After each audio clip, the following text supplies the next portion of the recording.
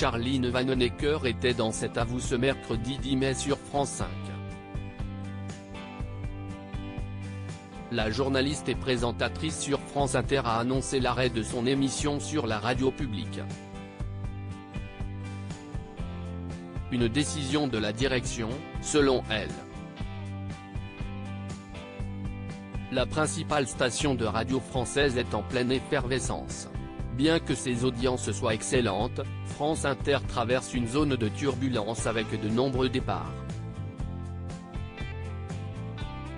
Après l'annonce de Laure Adler, âgée de 73 ans, et de Jérôme Garcin, âgé de 66 ans, animateurs respectifs de l'heure bleue et du masque et la plume, c'est peut-être Charline Vanhoenacker qui envisagerait de partir, selon Le Parisien.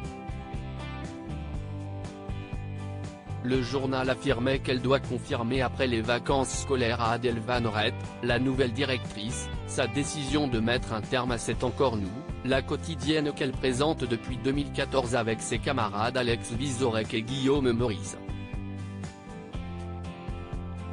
Je vous confirme que la quotidienne s'arrête mais. Invitée de cet avou ce mercredi 10 mai, Charline Vanhoenacker a fait une annonce, et une mise au point. Ce n'est pas ma décision, je vous confirme que la quotidienne s'arrête, c'est pas ma décision pour la simple raison que moi je suis un peu de la vieille école et comme on est très haut dans les sondages, qu'on a jamais été aussi haut, je pense qu'on a commencé avec genre 350 000 auditeurs et là on a 1,25 million d'auditeurs, je pense qu'on a gagné 100 000 par an donc je suis un peu de la vieille école, je me suis dit avec des bons chiffres, voilà, et on a vraiment le même plaisir. Donc ça ne me serait pas venu à l'idée de passer en hebdomadaire. On m'a encouragé, on m'a proposé de passer en hebdo, c'est une proposition qui m'a été faite et voilà on va s'adapter, explique la journaliste qui a tenté de trouver une raison à ce changement.